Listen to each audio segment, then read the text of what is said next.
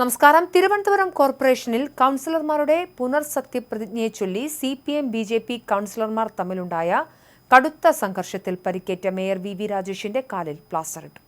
പരിക്കേറ്റ മേയർ ഉൾപ്പെടെ 16 പേരാണ് മെഡിക്കൽ കോളേജ് ആശുപത്രിയിൽ ചികിത്സ തേടിയത്. ഡെപ്യൂട്ടി മേയർ GS ആശാനാഥും ചികിത്സ തേടി. സത്യപ്രതിജ്ഞ വിവാദത്തിലാണ് തിരുവനന്തപുരം കോർപ്പറേഷനിൽ CPM BJP കൗൺസിലർമാർ തമ്മിൽ സംഘർഷമുണ്ടായത്. മേയർ വി രാജേഷിനെ ഓഫീസിൽ കയറാൻ അനുവദിക്കാതെ CPM കൗൺസിലർമാർ തടയാൻ ശ്രമിക്കുകയായിരുന്നു. എന്നാൽ ഓഫീസിലേക്ക് പ്രവേശിക്കാൻ ശ്രമിച്ചതിനെ തുടർന്നുണ്ടായ ഉന്തിലും തള്ളിലും പെട്ട് മേയറും മുതിർന്ന നേതാവ് വഞ്ചിയൂർ ബാബുവും നിലത്തു വീഴുകയായിരുന്നു. എൻ്റെ കാല് ഡിസ്ലൊക്കേറ്റ് ആണ്, അവർ പ്ലാസ്റ്റർ ചെയ്തിട്ടുണ്ട്, കുറച്ച് വേദനയുണ്ട്, ചിലർ ഒമിറ്റ് ചെയ്തിട്ടുണ്ട്, നെഞ്ചിലൊക്കെ ചതവുണ്ട്, ഡെപ്യൂട്ടി മേയർക്ക് അടക്കം പരിക്കേറ്റു, അവർ ചികിത്സ തുടരുകയാണെന്നും മേയർ വി രാജേഷ് പ്രതികരിച്ചു. മേയർ ഓഫീസിൽ പ്രവേശിക്കാൻ അനുവദിക്കില്ലെന്ന് പ്രഖ്യാപിച്ച് LDF കൗൺസിലർമാർ തടയാൻ ശ്രമിച്ചതാണ് സംഘർഷത്തിൽ കലാശിച്ചത്. അനാവശ്യ പ്രകോപനം CPM കൗൺസിലർമാരുടെ ഭാഗത്തു നിന്നുണ്ടായി. രാവിലെ മുതൽ മേയറെ കാണാൻ എത്തിയവരെ തടഞ്ഞു. BJPയുടെ വനിതാ കൗൺസിലർമാരെ ആക്രമിച്ചു.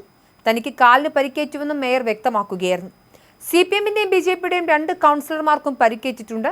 CPM Kattayikkonam councillor Sindhu Sasi, BJP Peroorkada councillor Deepa എന്നിവർക്കാണ് പരിക്കേറ്റത്.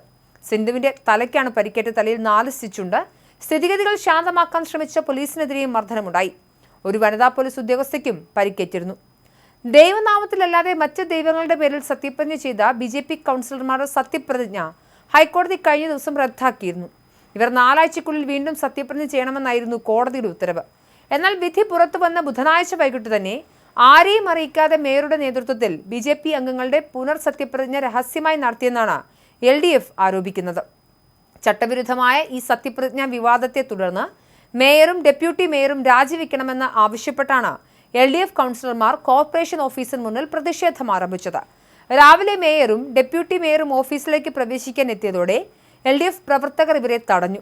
BJP കൗൺസിലർമാർ പ്രതിരോധവുമായി രംഗത്തെത്തിയതോടെ ഇരുവിഭാഗവും തമ്മിൽ കടുത്ത ഉന്തും തള്ളുമുണ്ടായി. ബലം പ്രയോഗിച്ച് ഓഫീസിനുള്ളിലേക്ക് കയറാൻ ശ്രമിക്കുന്നതിനിടെ മേയർ വി രാജേഷും മുതിർന്ന നേതാവ് വഞ്ചിയൂർ ബാബുവും നിലത്തു വീണു. പിന്നീട് പോലീസ് സുരക്ഷയിലാണ് മേയർ കോർപ്പറേഷൻ ഓഫീസിൽ നിന്ന് പുറത്തേക്ക് പോയത്. ഈ സമയം BJP പ്രവർത്തകർ മേയറെ അഭിവാദ്യം ചെയ്തപ്പോൾ LDF പ്രവർത്തകർ കൂവി വിളിച്ചു. ബലം പ്രയോഗിച്ചുള്ള സമരങ്ങളും അനാവശ്യ പ്രകോപനങ്ങളും അംഗീകരിക്കില്ലെന്ന് മേയർ വി രാജേഷ് വ്യക്തമാക്കി. മേയറെ ഓഫീസിൽ കയറ്റില്ലെന്ന് തിട്ടൂരം പുറപ്പെടുവിക്കാൻ LDFന് ആരാണ് അധികാരം നൽകിയെന്ന് ചോദിച്ച അദ്ദേഹം രാവിലെ മുതൽ തന്നെ കാണാനെത്തിയ പൊതുജനങ്ങളെ CPM കൗൺസിലർമാർ തടഞ്ഞതായും BJPയുടെ വനിതാ കൗൺസിലർമാരെ ആക്രമിച്ചതായും ആരോപിച്ചു. ഗുണ്ടായിസം നടക്കില്ലെന്നും അത് അവസാനിപ്പിക്കും, മേയർക്ക് ഓഫീസിൽ കയറാൻ കഴിയില്ലെന്നും സാധാരണക്കാർക്ക് കയറാൻ കഴിയില്ലെന്നും പറയുന്നത് ജനവിരുദ്ധമാണെന്നും ബലം പ്രയോഗിച്ചുള്ള സമരം നിയമവിരുദ്ധമാണെന്നുമായിരുന്നു വി രാജേഷിന്റെ പ്രതികരണം. ചരിത്രത്തിൽ ആദ്യമായാണ് ഇങ്ങനെ ഇത്രയും കൗൺസിലർമാർ മേയറെ ആക്രമിച്ചതെന്ന് ഡെപ്യൂട്ടി മേയർ GS ആശാനാഥ് പ്രതികരിച്ചു.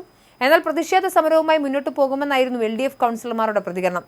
BJP കൗൺസിലർമാരുടെ പുനർസത്യപ്രതിജ്ഞ ചട്ടവിരുദ്ധമാണെന്നും തങ്ങൾ സമാധാനപരമായി പ്രതിഷേധിക്കുക മാത്രമാണ് ചെയ്തതെന്നും മുൻ മന്ത്രി കടകംപള്ളി സുരേന്ദ്രൻ പറഞ്ഞു. BJP കൗൺസിലർമാരാണ് അക്രമം അഴിച്ചുവിട്ടതെന്നും അദ്ദേഹം കുറ്റപ്പെടുത്തി.